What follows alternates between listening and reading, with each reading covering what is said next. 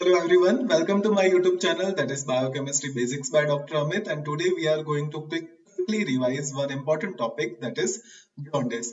Jaundice is a physical sign which occurs due to the excessive accumulation of bilirubin, which results in a yellowish discoloration of sclera and skin. This bilirubin is an example of yellow color bile pigment which is synthesized from the heme in the liver. And the normal level of this bilirubin is the 0.3 to 1.0 milligram per deciliter.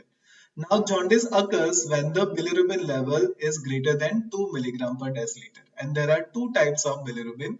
One is the conjugated bilirubin, which is also known as the direct bilirubin, and another is the unconjugated bilirubin, which is also known as the indirect bilirubin. And the normal level of this unconjugated bilirubin is 0.2 to 0.7 milligram per deciliter, while the normal level of conjugated or direct bilirubin is 0.1 to 0.3 milligram per deciliter. Now there are three examples of acquired jaundice. One is the prehepatic jaundice, another is the hepatic jaundice, and the third one is the posthepatic jaundice. And the example of prehepatic jaundice is the hemolytic jaundice.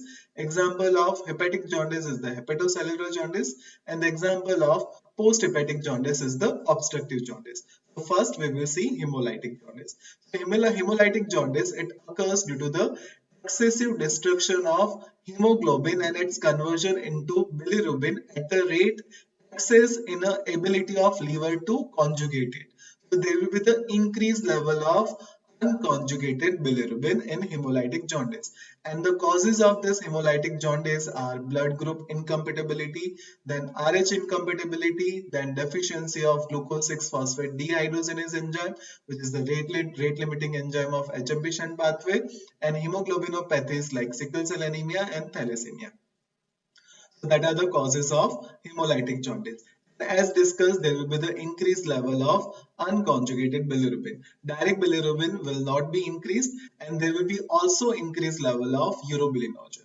And there will be absence of bilirubin in the urine. And as there is an increased level of unconjugated bilirubin, the Van den Berg test will be the indirect positive. So that is about the hemolytic jaundice. Now we will see hepatocellular jaundice. And hepatocellular jaundice, it occurs due to the disorders related to the liver parenchymal cell or biliary passage in the liver. And the causes are infection like viral hepatitis, then drug toxicity like acetaminophen, or due to the alcohol abuse. Fine. And in the hepatocellular jaundice, there will be the increased level of both type of bilirubin, that is conjugated as well as unconjugated. And as there is an increased level of conjugated as well as unconjugated, so the Van den Berg test will be the biphasic. And in the hepatocellular jaundice, there will be the presence of bilirubin in the urine, while urobilinogen will be absent or decreased. So that is the hepatocellular jaundice. Now, third type of jaundice is the obstructive jaundice, which is an example of posthepatic jaundice. And the obstructive jaundice, as the name suggests, it occurs due to the obstruction in the passage of conjugated bilirubin from liver to the intestine. And what are the causes of this obstruction? It occurs due to the extrahepatic gallstone lodging in the common bile duct, or due to the stricture in the common bile duct, or due to the carcinoma of the head of the pancreas. These are the causes of obstructive jaundice. And in the obstructive jaundice, characteristic feature of obstructive jaundice is there will be the increased level of conjugated bilirubin.